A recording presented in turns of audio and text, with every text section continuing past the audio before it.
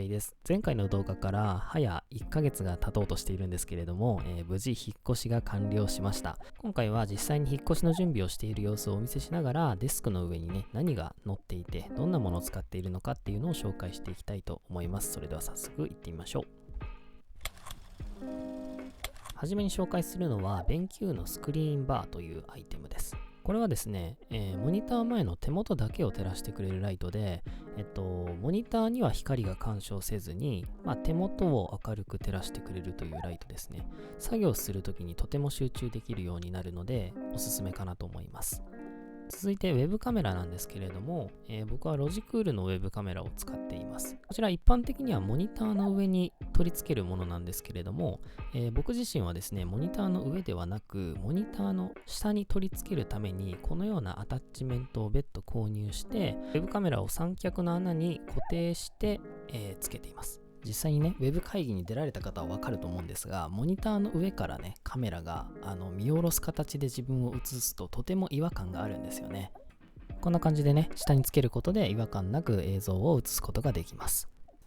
使っているモニターアームはエルゴトロンのものを使っているんですけれども、こんな形でね、普通のスタンドでは動かすことができない前後左右の動きで、画面を調整することができるようになっています。続いて紹介するのは、先日の動画にも、登場したエコーショー15ですね。こちらは Alexa の機能を持ったディスプレイなんですけれども、最初デスクに置こうかなと思っていたんですが、最終的にはデスクの近くの壁に取り付けることにしました。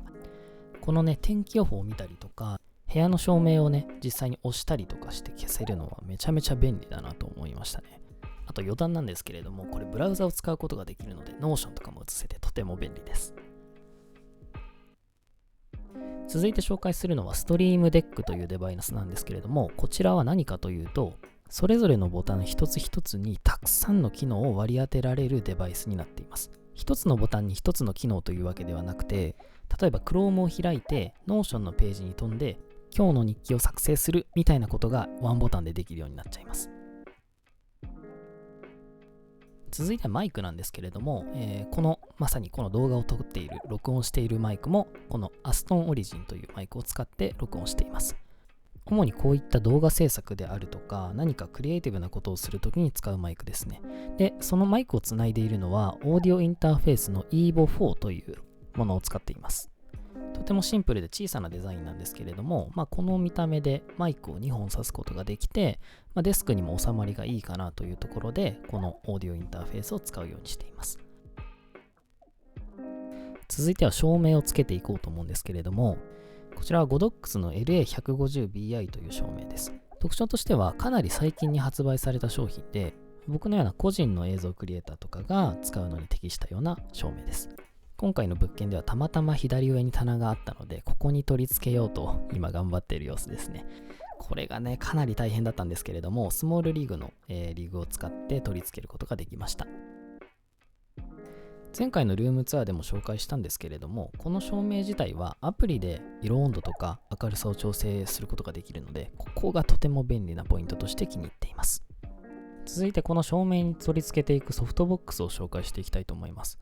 もちろんこのままでも照明自体は機能するんですけれども、光を和らげるためにこのような傘のようなものをね、取り付けるのが主流となっています。見てください。これね、結構大きいんですよね。選び方の基準としては、大きくなれば大きくなるほど柔らかい光になると思ってもらって大丈夫です。ちょっとここでね、取り付けた後めちゃめちゃ大きくて、僕自身笑っちゃってますね。もう少し小さくてもよかったかもしれません。中にディフューザーが、2枚、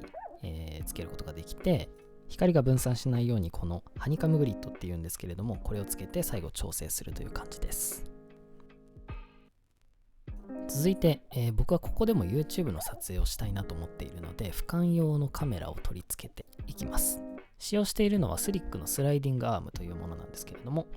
例えば YouTube で何か商品を紹介するとか、ウェブ会議で何か物を見せて説明するときなんかに便利かもしれません。このね、配線がね、下に垂れないようにするのがめちゃめちゃ難しかったです。はい、もう日が暮れてしまっているんですが、続いては、スピーカーですね。Google Nest Audio を使っています。僕自身は動画制作の際はイヤホンをするので、モニタースピーカーは置かずに、こういったスマートスピーカーをデスクの上に置くようにしています。続いてはこの木材を使ったコースターを紹介したいと思います。これは最近もらったものなんですけれども、デスクだったりとかいろんなところの小物を置いたりするのにとてもね、便利でおしゃれになってくれるアイテムです。デスクでこういった飲み物を飲むときにちょっとテンションが上がるのでおすすめです。そして合わせて置いているのがディフューザーなんですけれども、カルデサックのヒバリードディフューザーというものです。匂いはもうザ森林という感じで、あまりきつめではないディフューザーなのでデスクに置くとちょうどいいんじゃないかなと思いました。最近在宅ワークも多いので少しでもね自然を感じられないかなと思って選んでみました。続いてはデスクの横にラックを作ったので、そこに置いている本だったりを紹介したいと思います。ラックに使っているのは前回のルームツアーでも紹介したんですけれども、ドロワーラインを2本にラスティという DIY パネルを取り付けています。ここに置く本は飾りたい本というよりは直近で読んでいる本っていう感じなんですけれども、今はタスク管理系の本と最近物撮りを練習しているのでその本ですね。デスク横にはヤマゼンのトローリーハンガーというラックを置いています。ほとんど隠れて見えないんですけれども、照明にはヒューを使って間接照明的にライティングをしてみました。使っている椅子はセールチェアを使っているんですけれども、こちらはオフィスバスターズというところで中古で買って5万円ぐらいでした。なんといってもこのデザインに惚れ込んでしまったのと、座り心地もとてもいいですし、後ろに傾けるだけじゃなくて前に傾けることができるのも一つの特徴かなと思います。そしてそんな椅子と合わせて使いたいなと思っているのがこの IKEA のダーゴットというデスク用の足置きですね。このデスクは高さの変わるフレキシスポットなんですけれども、ほんの少しだけ一番下の高さがね高いんですよね。なので最近足置きを探していたんですけれども、 IKEA で2000円ぐらいでとてもいい足置きに出会うことができたので、これを気に入って使っています。前回の動画にも登場したんですけれども、フレキシスポットは上げるとこんな感じですね。疲れた時に立って作業するようにしています。次に配線周りなんですけれども、デスクの横にコードホルダーをつけて、そこに USB-C とかライトニングケーブルだったりとかを固定するようにしています。マグセーフとかもとてもいいと思うんですけれども、ちょっとまだ規格が固まっていないので手を出せずにいます。最後に紹介したいのはベンキューから最近発売されたクリエイター用モニターの PD2705U というモニターです。少し前の動画でもベンキューさんからとてもいいモニターのレビューをさせてもらったことがあるんですが、こちらはその機能をそのままに価格が抑えられたモデルになっています。色が非常に正確なのと、なんといってもですね、僕の推しポイントはモニターの中に USB や USB-C が内蔵されているので、ハブの機能を持っているということです。なのでこんな形で USB-C のケーブルを1本 Mac に挿すだけでデスクの上に乗っている全てのものをこのモニターのおかげで簡単に接続することができるんですね。これがめちゃめちゃ便利です。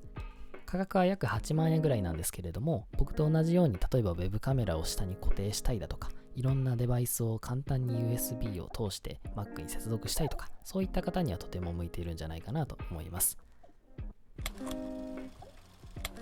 はい、ということで今回は引っ越しの荷ほどきをしながらにはなってしまったんですが、僕のデスクツアーを、行いました。もし何か参考になるものがあると嬉しいです。すべてリンクを概要欄に貼っておこうと思いますので、もし何か気になったものがあればチェックしてみてください。いやー、前回の部屋でね、デスクは完全に作り切ったと思ってはいたんですけれども、この引っ越し先でもね、この構築をまたやり直すのにとても時間がかかってしまいました。ここからまたこのデスクで YouTube を再開できたらなと思っておりますので、もしこの動画が参考になったという方は、高評価とチャンネル登録をぜひよろしくお願いします。またリクエストなどあればコメント欄にコメントお待ちしております。それではまた次回の動画でお会いしましょう。さよなら。